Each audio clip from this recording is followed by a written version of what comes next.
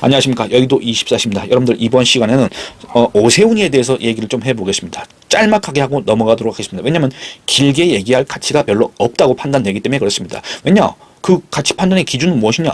아니 누가 이 사람에 대해서 관심이 있습니까? 관심이 없기 때문에 아예 언급을 안 하는 게 가장 적절한데, 그래도 요 문제에 대해서만큼은 좀 이렇게 분석을 좀 해볼 필요가 있다고 생각해서 이렇게 카메라를 켜게 됐습니다. 오세훈이가 이준석이하고 김재섭이하고 김용태 이런 자들을 불러 모아놓고 15일날 서울시장 관사에서 저녁을 먹었다는 그 보도가 있었습니다. 아마 여러분들 그 해당 기사 접하셨을 겁니다. 요걸 놓고 여러분들하고 좀 얘기를 해볼 필요가 있다고 생각을 했습니다. 분석을 좀 해봐야 되겠습니다. 일단 이 기사를 좀 읽어보겠습니다. 기사 제목은 이렇습니다. 오세훈, 김용태, 김재섭, 이준석과 만찬 회동, 이렇습니다. 기사 내용 살펴보겠습니다. 짤막합니다.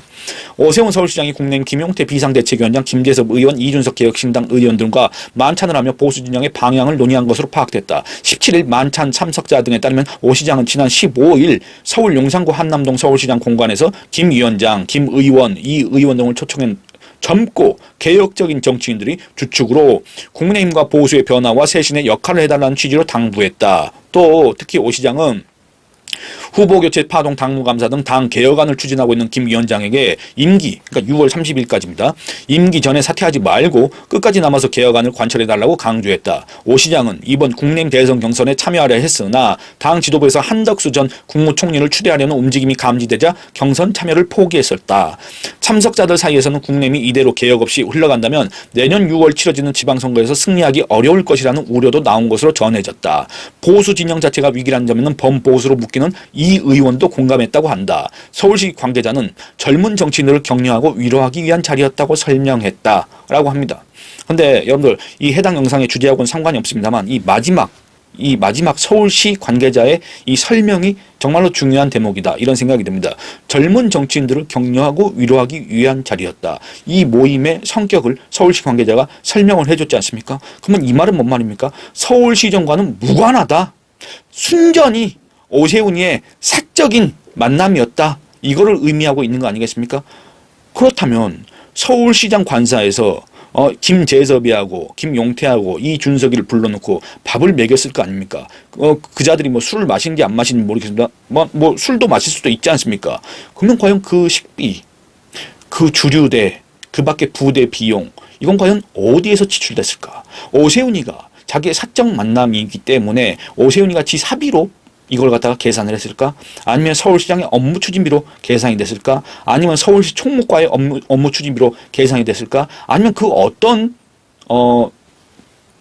명목으로 서울시 돈이 나갔을까? 이런 것들을 우리가 한번 살펴볼 필요가 있다, 그 말입니다. 여러분들 이거 정말 그 금액이 많고 적고를 떠나서 이건 정말 심각한 문제이고, 이거는 이 공직자, 그리고 더군다나 오세훈이는 자칭 대선 주자입니다. 이런 사람의 어떤 도덕성, 이런 것들을 우리가 판단하는 기준이 될 수밖에 없지 않습니까?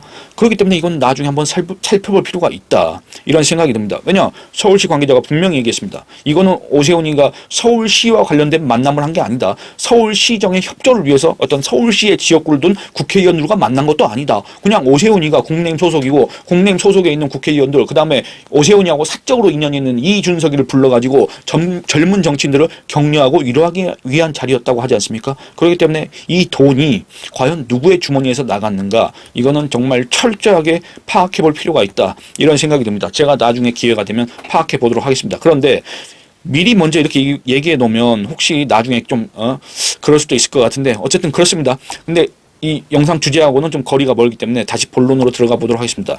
여러분들, 그러면 오세훈이가 지금 이 시점에 왜 이준석이하고 김재섭이하고 김용태를 불러서 저녁을 먹으면서 이런저런 소리를 늘어놨을까? 오세훈이가 지금 그럴 만한 위치에 있는 사람인가? 오세훈이가 지금 그럴 만한 어떤 정치적 위상을 가진 사람인가? 오세훈이가 그 누구한테 어떤 조언을 해주고 어떤 당부를 할 만한 그런 어떤 이 정치권의 큰 어른인가, 원로인가, 이런 점들에 대해서 우리가 의문을 갖지 않을 수가 없습니다. 오세훈이가 스스로 그런 의문을 자기한테 가졌으면 참 좋았을 텐데, 그런 어떤 태도, 그런 행태는 전혀 이제껏 보인 바가 없기 때문에 요거에 대해서 묻지 않을 수가 없습니다. 왜 오세훈이는 왜 그랬을까? 근데 여러분들 이거 즉흥적인 건데, 제가 여러분들하고 이 기사를 읽기 위해서 한국경제 기사를 띄워 올렸습니다만, 이 기사에 나온 자료 사진이 그걸 다 말해주는 것 같습니다. 여러분들 오세훈 딱 하면 어떻습니까?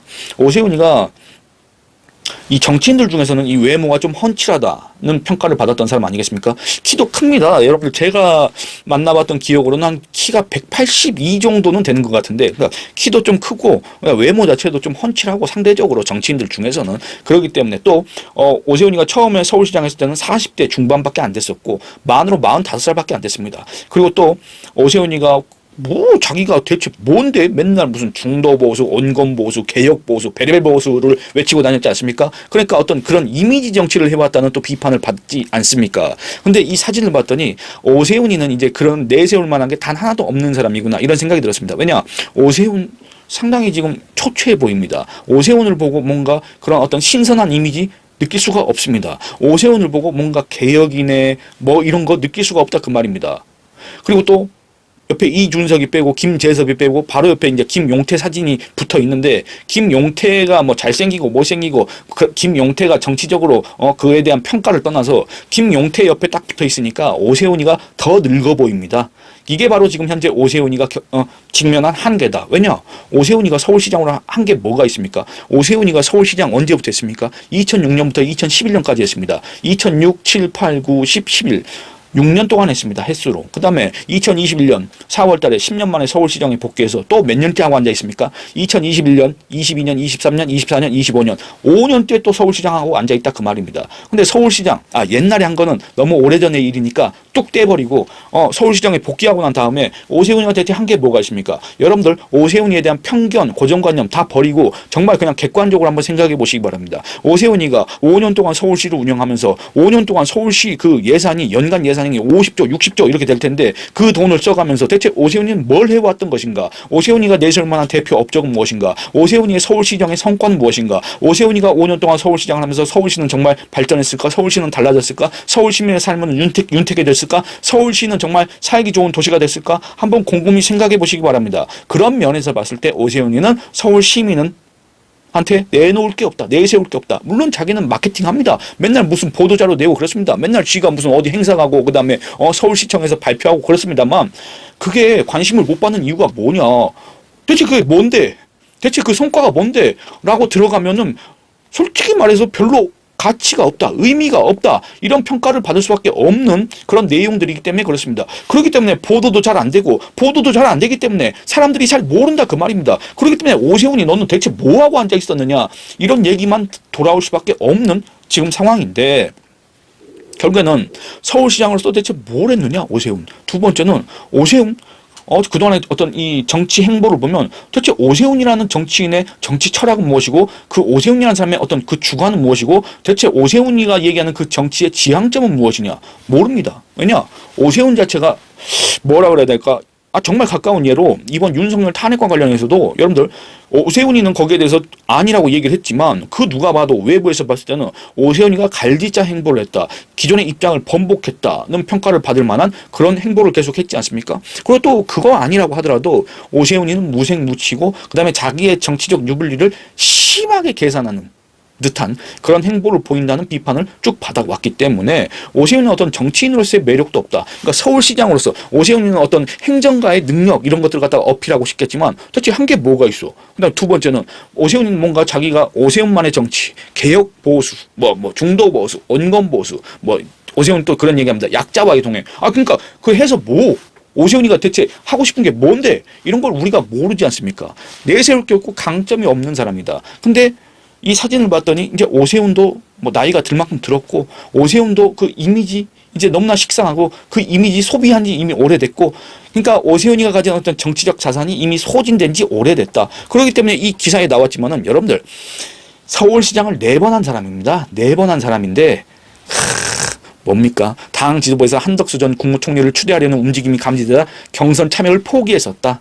이런 사람입니다. 그러니까 뭐 하나 자력으로 해낼 수 없는 사람이지 않느냐 이런 평가를 받을 수밖에 없지 않습니까? 이 정말 이 위기 상황에서 자기가 정말로 능력이 있는 사람이라고 한다면 자기가 정말로 이 지지층의 지지를 끌어낼 수 있는 사람이라고 한다면 자기가 정말로 이 중도층, 무당층, 정치 무관심층의 어떤 지지세를 갖다가 결집시킬 수 있는 그런 콘텐츠를 갖고 있고 그런 매력을 갖고 있는 사람이라고 한다면 친윤 지도부가 쌍권 지도부가 한덕수 밀라고 한다고 해도 여러분들 그 포기합니까? 안 그렇습니까? 근데 포기한 사람입니다. 그러니까 이 사람의 어떤 정치적 한계, 이 사람의 어떤 인간적 한계, 우리가 이 장면에서, 이 대목에서 정말 축약해서 종합적으로 딱 우리가 확인할 수 있지 않습니까? 그렇기 때문에 오세훈이는 끝났다. 오세훈이의 미래는 없다. 오세훈이는 다음 서울시장 선거에서 정말 그 가능성이 낮다. 이런 평가가 나오는 게 어떻게 보면 당연하지 않습니까? 그래서 오세훈이가 이런 애들을 만나고 있다. 이런 얘기를 할 수밖에 없습니다. 거기에 대해서 제가 원래는 상당히 좀 준비를 많이 했는데 짤막하게 얘기를 해보겠습니다. 그러니까 뭐냐면 얘기 드린 것처럼 4선 서울시장인데 대체 그 실적이 무엇이냐? 그거는 애매모호하다. 불분명하다. 이렇습니다. 숫자만 보면 대단한데 정책 실적이나 시민들이 체감하는 성과는 미미하다. 불분명하다. 여러분들 또 토지거래 허가제 그거 여러분들 오세훈이가 2021년 4월 달에 서울시정에 10년 만에 복귀할 수 있었던 그 배경에는 뭐가 있었습니까? 문재인이가 부동산 실정을 거듭했기 때문에 그게 민심 이만이 일어났었고 분노한 민심이 문재인 정권 심판을 외쳤고 그 덕에 오세훈이가 서울시장으로 당선됐던 거 아니겠습니까? 그런데 그리고 또 오세훈이는 누차 자기가 이 부동산 정책에 대해서는 일가견이 있다. 문재인 안 된다. 서울시는 이렇게 운영해야 된다라고 했는데 토지거래 허가제 풀었다가 여러분들 역풍을 맞고 그거 한 달 만에 다시 그걸 번복했지 않습니까? 오히려 지정구역을 확대했지 않습니까? 그러니까 어떤 뚜렷한 기조도 없고 일관성도 없고 부동산 정책도 별로 오세훈이가 잘 모르는 것 같고 이런 것들 결국에는 오세훈은 불안하다. 이런 것들을 보여준 장면이지 않습니까? 그러니까 4선 서울시장이 대체 무슨 의미가 있느냐? 오세훈이가 지금 서울시장으로 다시 돌아와서 한 게 무엇이 있느냐? 서울시 사업은 무엇이 있느냐? 지금 오세훈이가 내세우고 있는 그 브랜드들은 서울시의 정책들은 대체 서울시민과 무슨 관계가 있느냐? 그 서울시장으로서 서울시정을 추진하면서 총괄 지휘하면서 그 어떤 무게감 이런 것들이 느껴지지 않는다. 존재감 자체가 없다. 이런 평가를 받고 있습니다. 두 번째, 오세훈이는 세력이 없습니다. 세력이 없습니다. 세력이 없기 때문에 아까 말씀드린 것처럼 이 쌍권 지도부가 친윤 지도부가 당내 기득권 세력들이 한덕수를 밀려고 하니까 중도 포기했습니다. 대선을. 그런 사람입니다. 왜냐? 지 세력이 없으니까. 왜냐? 자력으로 뭘 할 수 없다고 판단하니까. 그렇습니다. 그러니까 어떤 스스로 정치적 대안으로 발돋움하기보다는 항상 뭔가 어디에 기대려는 듯한 어디에 의존하려는 듯한 그런 행태를 보여왔다고 비판받을 수도 있지 않습니까? 똑같다 그 말입니다. 이런 차원에서 상대적으로 젊은 정치인들한테 기대는 방식으로 혹시 오세훈이가 정치적인 연명을 시도하고 있는 거 아니냐 이런 비판이 제기될 수도 있다 그 말입니다.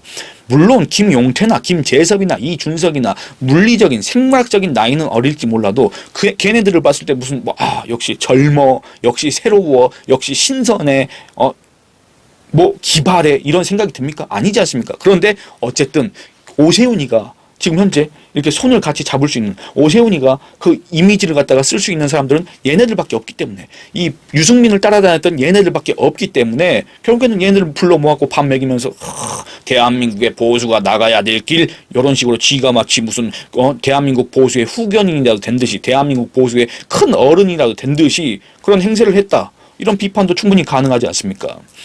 결국에는 또 뭐냐면 이 개혁 보수라는 거 있지 않습니까? 요 이미지를 갖다가 오세훈이가 갖고 가려고 한 거 아니냐 이런 생각도 듭니다. 왜냐? 여러분들 저는 보수 앞에 무슨 유승민이 간 것처럼 개혁 보수, 따뜻한 보수, 또 중도 보수, 먼 보수, 배려의 보수 있지 않습니까? 요거 외치는 거 저는 그거 싫어합니다. 제가 예전에도 말씀드렸지만 원희룡이 장관으로 있을 때 그를 만난 적이 있습니다. 제가 원희룡 앞에서도 그 얘기했습니다. 여러분들 원희룡이가 원래 그 바른정당에 있었지 않습니까? 원희룡 앞에서 저는 그렇게 얘기를 했습니다. 보수 앞에다가 별의별 보수 다 갖다 붙이는 자들은 다 가짜 보수다. 이렇게 얘기를 했더니 그 사람 표정이 굳었습니다.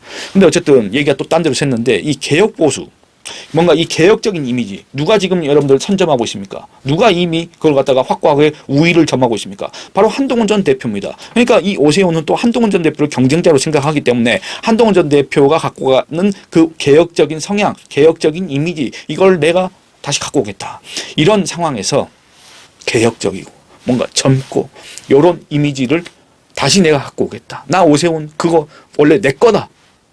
그래서 젊은 정치인 어린 정치인, 외관만 젊은 정치인 이런 자들의 모아가지고 자기와 함께하는 모습을 연출하고 그래서 젊고 개혁적인 보수의 이미지를 차용하려고 했던 거 아니냐, 이런 의심도 살 수 있습니다. 물론 이준석이나 김재섭이나 김용태나 얘네들이 무슨 개혁적이고 얘네들이 무슨 보수입니까? 개혁적이지도 않은 것 같고 얘네들이 무슨 기준으로 보수냐 그 말입니다. 그리고 또 얘네들이 젊다고는 하는데 그 얼굴 보면 젊다고 느껴지냐 그 말입니다.